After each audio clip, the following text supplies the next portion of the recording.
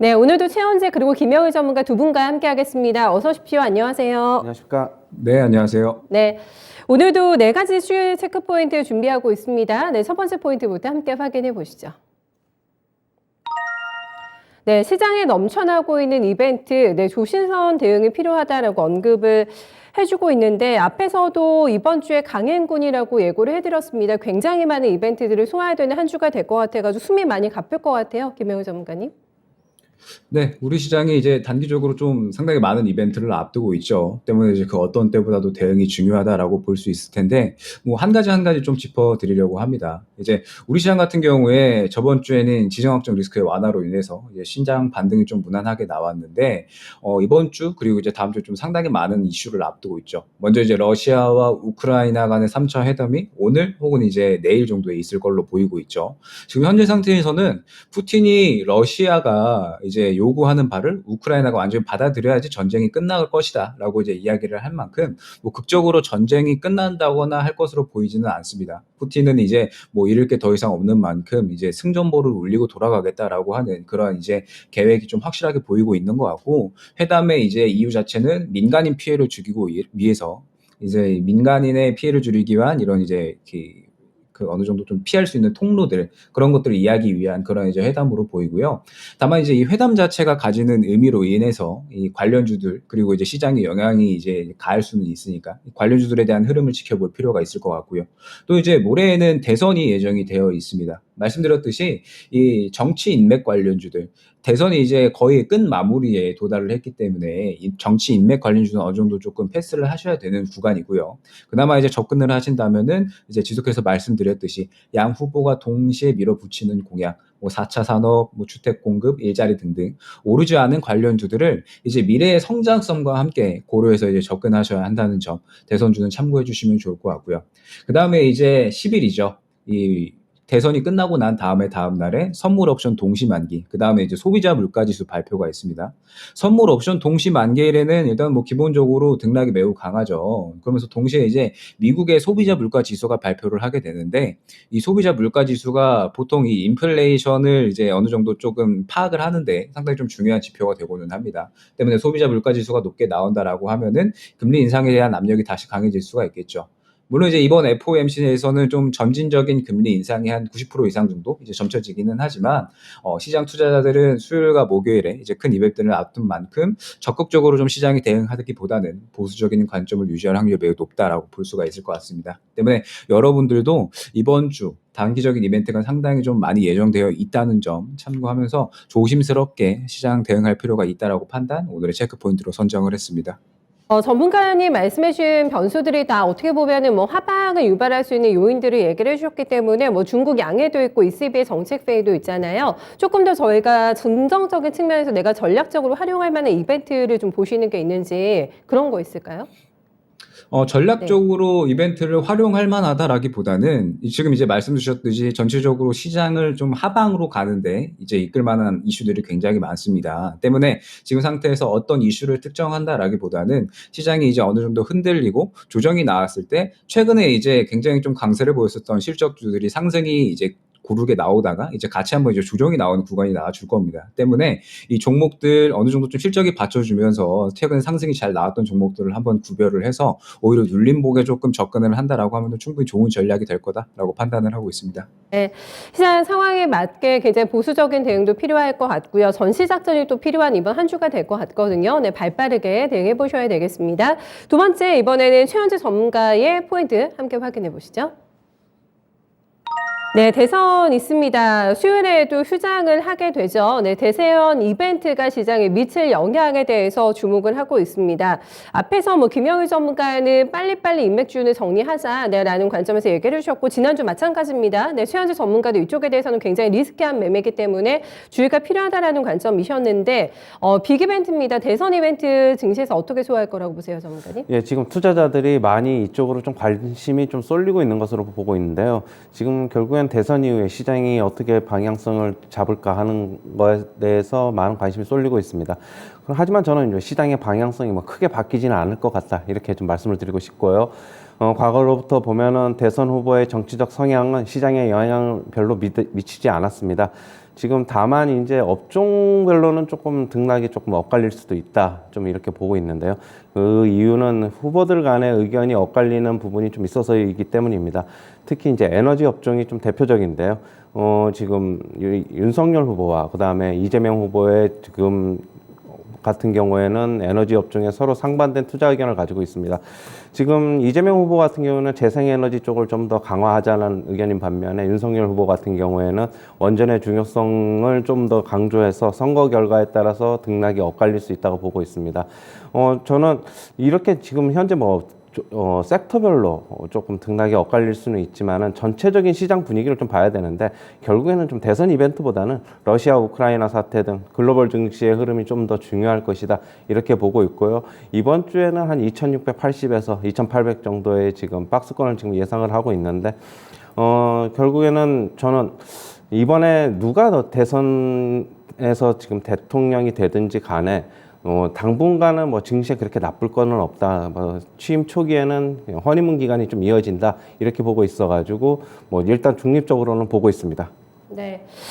대선이 시장 어떤 방향을 크게 좌지우지할 것 같지는 않지만은 그래도 각 어떤 후보별로 해서 가지고 있는 정책의 포인트라는 게 조금 다르기 때문에 이제 그런 부분은 차근할 필요가 있다라고 언급해 주셨어요. 그럼 저희가 신재생과 원전을 미리 선취매하는 것보다는 일단은 결과를 보고 대응하는 게 낫겠습니까? 미리 선취매 관점도 괜찮을 거라고 보세요, 전문가님?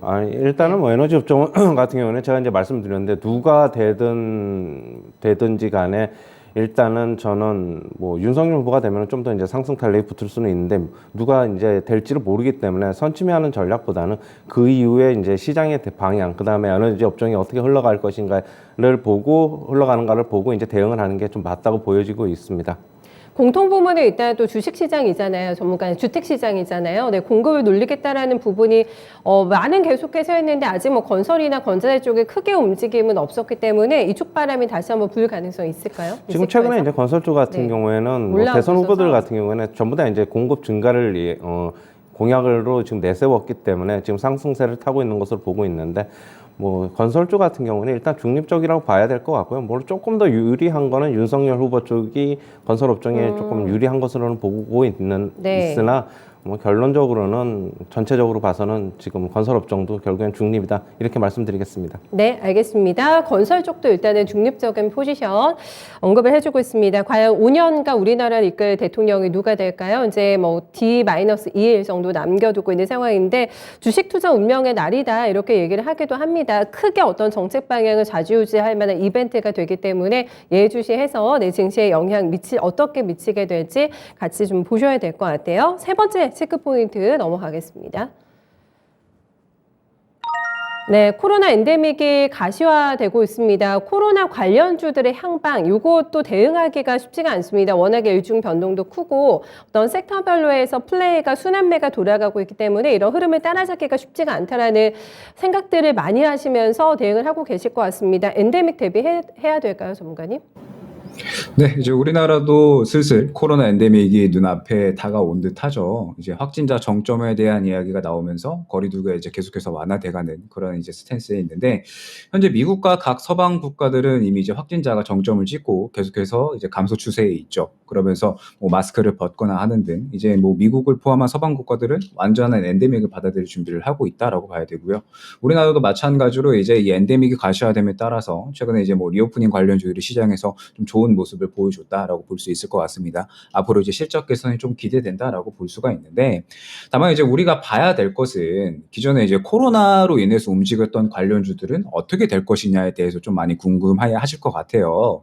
그래서 이제 이 부분을 한번 이제 짚어보자면 현재 이제 코로나 관련주로 해가지고 이제 움직였었던 진단키트, 그다음에 재택근무, 음압병상, 코로나 치료제 이런 종목들이 이제 상당히 좀 조정세를 이어가고 있는 상태입니다. 아무래도 이제 코로나로 인해서 기대감으로 인해서 움직였던 종목들이 대부분인 만큼 코로나가 이제 슬슬 끝나간다라는 이제 시장의 반응에 의해서 반응을 이제 보이지 못하고 있는 모습이죠.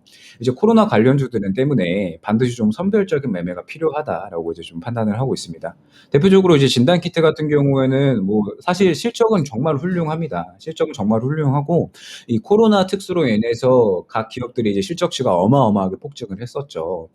때문에 그리고 이제 뭐 위드 코로나로 기조가 바뀐다라고 하더라도 결국 이제 검사는 해야 되기 때문에 꾸준하게 수요는 있을 수밖에 없습니다. 다만 이제 이 코로나로 인해서 각 관련주들의 기대감이 굉장히 좀 크게 펌핑이 됐었고, 그러면서 각 관련주들의 상승 또한 그런 기대감이 이제 많이 일조를 한 부분이 있기 때문에 그런 현재 기대감을 좀 가라앉히는 그런 구간이라고 봐야 될 것 같아요. 그러면서 이제 이 진단 키트를 포함한 이 코로나 관련주도 모두 그런 구간이다라고 이제 봐주시면 좋을 것 같고, 이제 뭐 전체적인 시각은 현재 이제 코로나의 기대감보다는 각 기업들이 이제 어떻게 이 코로나로 인해서 수혜를 봤던 만큼 추가적으로 이제 성장 동력을 어떻게 얻어가느냐가 이제 중요하다라고 볼 수가 있을 것 같아요. 뭐 대표적으로 현재 뭐 진단 키트 관련 기업들은 현금을 많이 쌓아놔서 지금 뭐 M&A를 계속해서 추진을 한다든지, 혹은 이제 뭐 신사업을 계속해서 이제 뭐 뛰어든다든지, 이런 식의 굉장히 좀 성장 동력을 얻는 데 집중을 하고 있거든요. 때문에 코로나 관련주들은 지금 현재 이제 기대감을 어느 정도 꺼트리고 앞으로 이제 성장 동력을 어떻게 조금 얻어가느냐, 각 기업들이 실질적으로 이 실적에 대한 부분을 어떻게 좀 끌어올리느냐라고 중요하다라고 볼 수가 있을 것 같고, 다만 이제 이 치료제는 조금 이제 다르다라고 볼 수가 있을 것 같습니다. 코로나 치료제 관련주들은 지금 현재 완전히 엔데믹으로 가게 되면서 결과적으로 코로나가 완전히 끝나게 되려면 그냥 일반적인 독감 혹은 이제 감기처럼 그냥 약만 먹으면 이제 치료가 될 수 있게끔 하는 그러한 이제 상황이 와야 되거든요. 때문에 치료제 같은 경우에는 계속해서 이제 뭐 임상 소식이라든지 뭐 치료제 발전 소식이라든지 이런 소식에 따라서 시장의 단기적인 탄력은 충분히 나올 수 있다라고 판단이 됩니다. 이제 결론적으로 보게 되면은 현재 이 코로나 관련주들의 향방은 이제 어느 정도 이 코로나 엔데믹에 따라서 각각 이제 길이 갈릴 확률이 높으니까 어느 정도 좀 선별적인 매매를 접근을 하고 대응이 어느 정도 필요한 때가 아닌가, 그렇게 생각하고 있습니다. 엔데믹 구간에서 그럼 여전히 대응 가능한 어떤 추세 섹터들 리오프닝이라고 보시는 게 맞으세요, 그러면? 리오프닝 네. 관련주들은 아무래도 여전히 실적 개선에 대한 기대감 때문에 이제 추가적인 상승이 나올 수가 있고요. 그다음에 지금 현재 시장에서 치료제 관련주들이 좀 좋은 모습을 보여주고 있죠. 뭐 추가적인 탄력은 충분히 가능한 섹터라고 보고 있습니다. 네, 알겠습니다. 다음 마지막 체크 포인트 같이 확인해 보겠습니다. 네 번째는 유가 얘기를 또 안 할 수가 없습니다. 주말 동안은 185달러까지도 갈 수 있다라는 월가 좀 전망이 나오고 있는 상황인데, 유가가 계속해서 고공행진을 나타내게 되면서 아마 차 운전하시는 분들은 굉장히 체감하시는 부분이 되지 않을까 싶습니다. 계속 신경 쓰이는 이슈가 될 것 같아요, 최현수 전문가님. 네, 네. 요즘 계속적으로 유가 상승인데요. 지금 간밤에 지금 미국 시장에서도 지금 유가가 지금 7% 넘게 급등을 했습니다. WTI 기준으로 115달러를 넘어섰고, 브렌트유 기준으로도 119달러를 지금 넘어섰습니다. 지금 결국엔 고유가에 대해서 지금 피해 업종이라고 하면은 뭐 항공, 자동차, 석유화학 등을 좀 들 수 있는데, 지금 글로벌 IB들 측에서도 계속적으로 유가에 대한 전망치를 계속 높여잡고 있죠. JP 모건 측에서는 185달러까지도 갈 수 있다 얘기하고 있고, 일부 헤지 펀드들에서는 200달러까지도 갈 수 있다라고 지금 얘기를 하고 있어서, 결국에는 어디가 이제 유가가 고점이라고 뭐 예측을 하기보다는 결국엔 러시아 우크라이나 사태에 따라서 상당히 좀 영향을 받을 것으로는 보고 있습니다.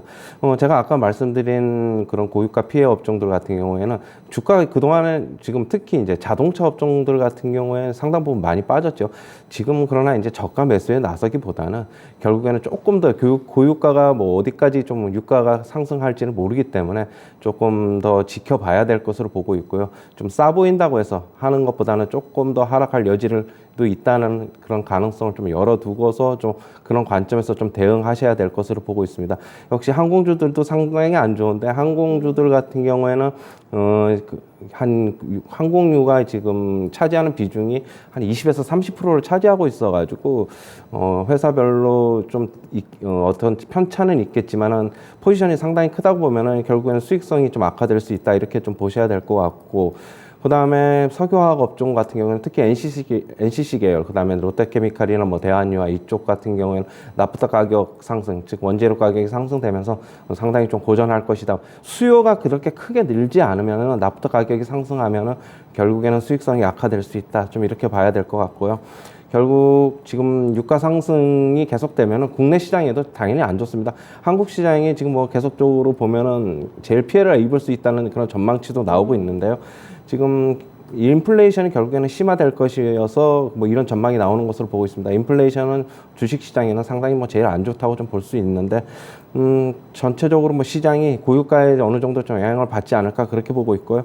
지금 유가가 상승을 하면은 이제 가게 같은 경우에는 다른 제품의 지출을 제한할 수도 있어서 결국에는 소비에도 영향을 미칠 수 있다 이렇게 보고 있어가지고 시장에서는 좀 받아들이는 충격이 종목별로는 차이는 있겠지만은 결국에는 조금 조심하자 이렇게 말씀드리고 싶습니다. 네, 물가가 문제입니다. 그래서 결국에는 4%를 국내 물가가 넘게 되면은 집가 기준금리 인상으로 대응하겠다라는 한은의 예고도 좀 나와 있는 상황인데요. 굉장히 뭐 부담스럽고 가져가기에 상당히 뭐 짐이 되는 뉴스일 것 같은데 고유가라는 부분은 계속해서 이번 주도 전략을 세우실 때 참고를 해봐야 될 포인트 될 것 같습니다. 종목도 많이 좀 고민되시죠? 네, 두 분께서 가지고 오늘의 추천 종목 확인해 보겠습니다.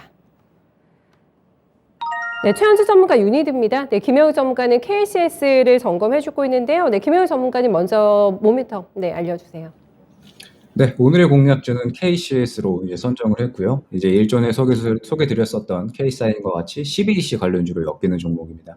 현재 이제 시장에서 CBDC 관련주들이 상당히 이제 좀 좋은 모습을 보여주고 있죠. 이 현대 시대의 전쟁은 이러한 형태로 이루어진다라고 이제 말하는 것처럼 이 러시아와 서방 국가들 간의 경제 전쟁이 이루어지고 있는데 서방 국가들의 연일 강력한 제재로 인해서 이제 러시아 시장의 주가는 어마어마한 폭락이 나오고 있습니다. 그러면서 동시에 이제 러시아의 화폐인 루블화도 굉장히 좀 가치가 동반해서 엄청난 폭락이 나오고 있는 상태죠. 때문에 이제 러시아한테 이 화폐 대체제라고 할 만한 것은 결국은 이제 위안화, 그 다음에 이제 가상화폐 둘뿐입니다. 제가 이제 일전에 올림픽 때 중국이 위안화를 기축통화로 만들기 위해서 그러한 열심히 이제 이 디지털 화폐 상용화를 어느 정도 좀 올림픽에서 보여줬다라고 이제 말씀을 드렸었죠. 현재 이 러시아의 현 정세 상황으로 인해서 이제 암호화폐도 수혜를 봤었지만 이 위안화도 함께 상승이 나오고 있는 상태입니다. 그러면서 이제 이 위안화의 이 디지털 화폐가 계속해서 이제 조금 더 상용화가 될 거다라는 그런 기대감이 올라오고 있는 상태고요. 또 이제 이 암호화폐에 대해서도 서방 국가들이 계속해서 이제 이 비트코인으로 러시아가 이제 어느 정도 좀 화폐에 대한 이런 제재를 조금 이제 대체를 하고 있는 상황이라서 이제 이 비트코인에 대한 제재가 필요하다라고 이제 어느 정도 이 이야기를 하고 있는 상태입니다. 다만 이제 이러한 비트코인에 대한 제재는 결국에는 이 디지털 화폐가 정부 주도하에 이렇게 관리를 하는 그런 디지털 화폐이기 때문에 결과적으로 이러한 모든 이제 이 정세 자체가 CBDC 이 디지털 화폐 쪽에 있는 수혜가 될 수 있다라고 판단을 하고 있습니다.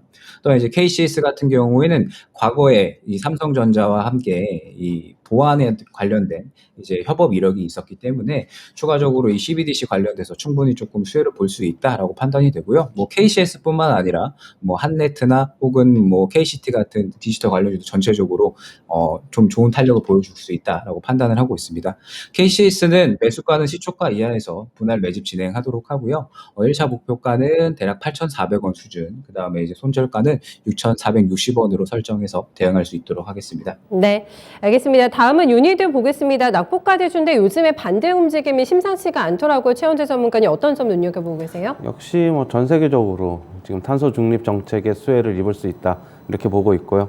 지금 필수 첨가제 시장 점유율 세계 시장 1위 기업입니다. 그래서 이제 탄소 포집형 탄산칼륨 수요 증가가 전망이 되고 있고요. 지금 탄산칼륨 수요 급증으로 인해 올해 이제 중국에 추가 증설 중입니다. 지금 주가가 최근에 아까 조금 전에 앵커님 말씀하신 대로 주가가 좀 많이 올라왔는데요. 조금 더 상승할 여력은 있습니다. 오늘 매수가는 시초가 이하서부터 접근하시고요. 목표가는 11만 원, 손절가는 7만 9천 원 제시하도록 하겠습니다. 네, 이렇게 해서 두 전문가의 추천주까지 함께 확인해 봤습니다.